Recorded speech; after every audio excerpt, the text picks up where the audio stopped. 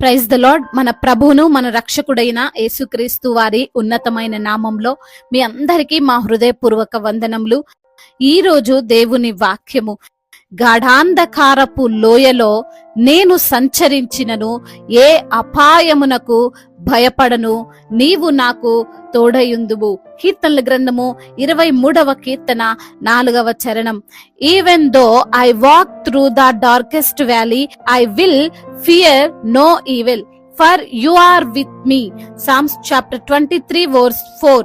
ఈ రోజుకు గాను కృపగలిగిన దేవుడు మనకు అనుగ్రహించిన వాక్య భాగమును బట్టి ధ్యానించుకుందాము. ప్రభునందు ప్రియమైన సహోదరి సహోదరులారా, భక్తుడు కీర్తిస్తున్న ఈ మాట మనకు ఎంతో ధైర్యమును విశ్వాసమునిస్తుంది.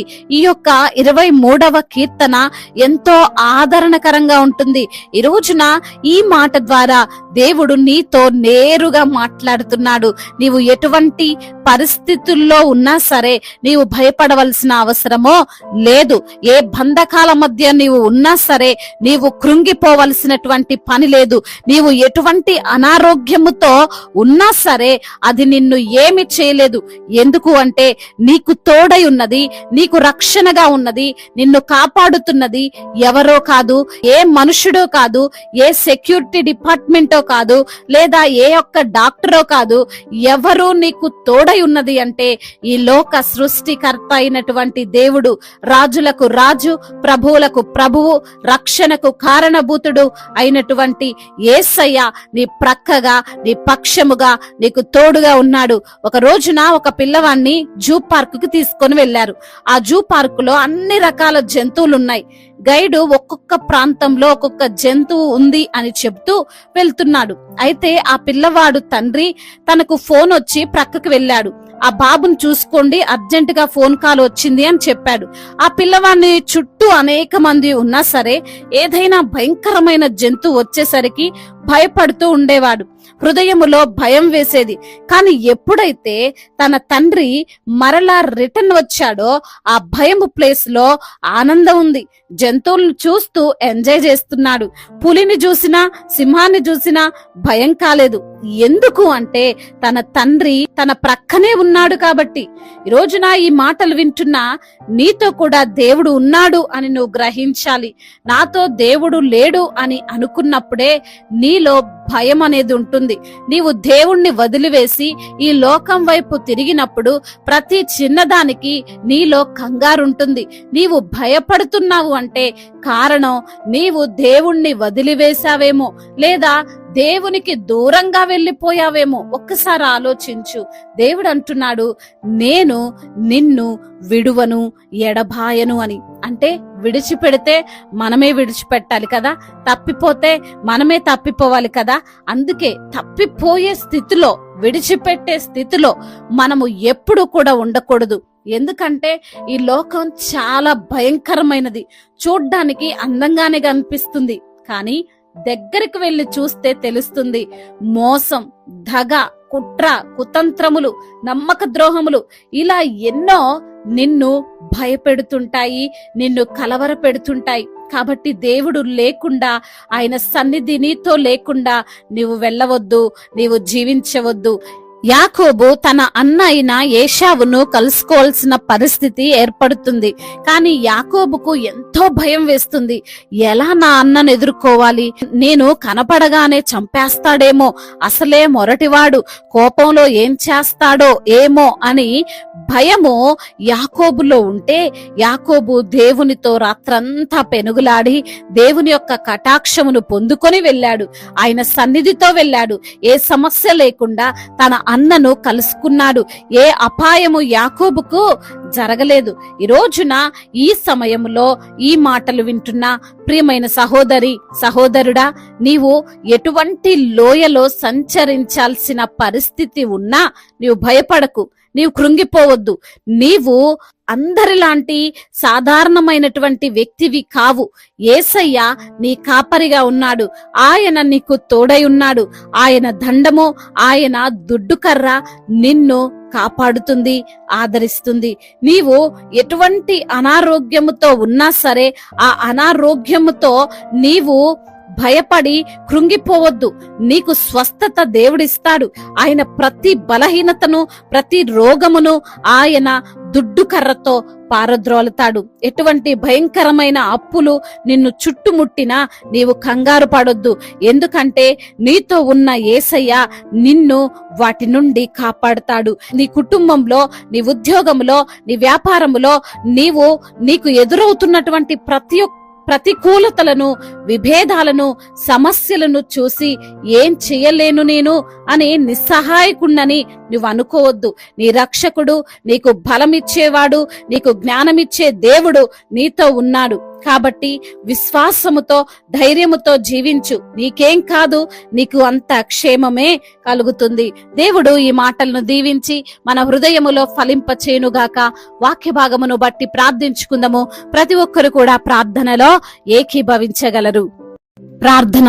మహాశక్తి సంపన్నుడా, మహోన్నతుడా, కృపా కనికరములు కలిగిన దేవా, జీవాధిపతి, మీకు స్తోత్రాలు ప్రభువా. అయా మా రక్షకుడవు నీవే, మమ్మల్ని ఆదుకునే దేవుడవు నీవే. అయా నీ యొక్క దుడ్డు కర్రతో, నీ దండముతో మమ్మల్ని ఆదరిస్తావని ప్రభువా.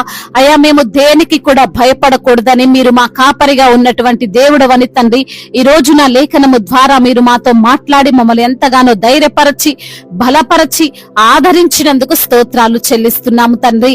అయా ఈ రోజున ఎందరైతే బిడ్డలు అనారోగ్య సమస్యలతో ఉన్నారో ప్రతి బిడ్డకు యేసు నామములో స్వస్థతను దయచేయండి. అయా ఆ యొక్క వ్యాధి, ఆ బలహీనత, ఆ శారీరక రుగ్మతను యేసు నామములో పారద్రోలి ప్రభా, మంచి ఆరోగ్యవంతులుగా వారు ఉండడానికి, మీ సన్నిధిలో సాక్షులుగా వారు నిలవబడ్డానికి కృపను చూపమని బ్రతిమిలాడుకుంటున్నాం. ఆర్థిక పరమైన ఆ ఇబ్బందులు, ఆ యొక్క ఒత్తిడులన్నిటి నుంచి కూడా విడుదల దయచేయండి. తలగా ఉంచుతాను గాని తోకగా ఉంచునన్న మీ వాగ్దానము వారి జీవితములో నెరవేర్చబడులాగున సహాయము దయచేయండి తండ్రి. అదే విధంగా కుటుంబములో మరి తండ్రి గొడవలు, కుటుంబములో అల్లర్లు, శాంతి లేక, సమాధానము లేక, ఒకరంటే ఒకరికి పడని ఆలోచనలతో ఉన్నటువంటి ఆ కుటుంబాలను ప్రభువా మీరు దర్శించండి. అపవాది క్రియలను తండ్రి యేసు నామములో లయపరచి ఆ కుటుంబములో సమాధానాన్ని విస్తరింప చేయమని వేడుకుంటున్నాం. అదే విధంగా చిన్న బిడ్డలందరినీ కాచి కాపాడండి. ముఖ్యంగా నా ప్రభా యవ్వన బిడ్డలను మీరు కాచి కాపాడండి. యవ్వన వయసులో మరి అపవాది ఎవరిని మృంగుదునా అని తిరుగులాడుతుండగా ఆ అపవాది వలలో ఆ బిడ్డలు పడకుండా మీ యొక్క కాపుదలలో వారిని భద్రపరచండి. ఆ చెడు వ్యసనాల నుండి, చెడు ఆ యొక్క స్నేహాల నుండి, అయా మరి మద్యపానము, ఆ ఎడిక్షన్స్ నుంచి కూడా బిడ్డలకు విడుదలను దయచేసి అయా మరి తండ్రి మీ యందు భయభక్తులు కలిగిన బిడ్డలుగా వారిని మీరు ఆశీర్వదించమని వేడుకుంటున్నాం. బిజినెస్ చేస్తున్న బిడ్డలను మీరు దీవించండి. నిరంతర ప్రతిఫలాన్ని వారికి మీరు అనుగ్రహించమని వేడుకుంటున్నాం. కోర్టు సమస్యల నుండి, భూ తగాదా సమస్యలన్నిటి నుంచి కూడా మీరు విడుదలను అనుగ్రహించమని వేడుకుంటున్నాం. అదే విధంగా మా భారతదేశాన్ని మీరు జ్ఞాపకం చేసుకోండి. సమాధాన దేశముగా, అయా ప్రేమ కలిగినటువంటి దేశముగా, తారతమ్యాలు, విభేదాలు, గొడవలు, అల్లర్లు ఏవి లేనటువంటి దేశముగా మా భారతదేశాన్ని నిలవబెట్టండి. అయా దైవజనులందరికీ తండ్రి మీరు తోడుగా ఉండమని వేడుకుంటున్నాం. వారి పరిచర్యను నూరంతల ప్రతిఫలముతో నింపమని బ్రతిమిలాడుకుంటున్నాం. అయా అదే విధంగా సువార్థికులను బలపరచండి. అయ్యా మిషనరీస్ ని మీరు దీవించండి ప్రభా. వారు ఎంతో ప్రయాస పడుతుండగా అయా ప్రభువునందు ప్రయాస వ్యర్థము కానేరదంటున్నావు. అట్టి రీతిగా ప్రభా వారిని మీరు నిలవబెట్టుకోమని వేడుకుంటున్నాం. అదే విధంగా అధికారులందరికీ తండ్రి మీరు తోడై ఉండండి. మీ జ్ఞానమును వారికి దయచేయండి. అదే విధంగా ఇతర దేశాల్లో ఉంటున్న ప్రతి బిడ్డకు మీరు తోడై ఉండండి. వారి యొక్క చేతుల కష్టార్జితాన్ని మీరు ఆశీర్వదించండి. అనాథలను, అభాగ్యులను ఆదుకొనండి. విధవరాళ్ల పక్షముగా మీరు వాద్యమాడండి తండ్రి. అదే విధంగా సొంత గృహము లేని బిడ్డలకు సొంత గృహాన్ని దయచేయండి. రక్షణ లేని ప్రతి బిడ్డకు రక్షణను అనుగ్రహించమని, ప్రయాణాల్లో ఉన్న ప్రతి బిడ్డను తండ్రి మీ యొక్క కాపుదలలో ఉంచి భద్రపరచమని, వాహనము చుట్టూ మీ కంచెను, మీ కాపుదలను దయచేయమని, మీ సన్నిధిని వారితో ఉంచమని వేడుకుంటున్నాం తండ్రి. ఇంకా తండ్రి చెప్పుకోలేనటువంటి బాధతో, విరిగి నలిగిన హృదయాలతో ఎందరైతే బిడ్డలు ప్రభా మీ సన్నిధిలో మొరపెడుతున్నారో, కన్నీరు కారుస్తున్నారో, మొరపెడుతుండగా సహాయము దయచేయమని, అయా మరి తండ్రి బిడ్డల వివాహాల విషయంలో కూడా మీ యొక్క చిత్తం ఏమిటో బయలుపరచమని బ్రతిమిలాడుకుంటూ మరి తండ్రి ఇంతవరకు చేసిన ప్రార్థన అంతటిని మీ పాద సన్నిధిన చేర్చుకోమని మనాదుడు సర్వశక్తిమంతుడు సజీవుడు బలవంతుడైన యేసుక్రీస్తు వారి ఉన్నతమైన నామంలో ఈ ప్రార్థనను అడిగి వేడుకొని పొందుకొని ఉన్నాము మా ప్రియ పరలోకపు తండ్రి. ఆమేన్.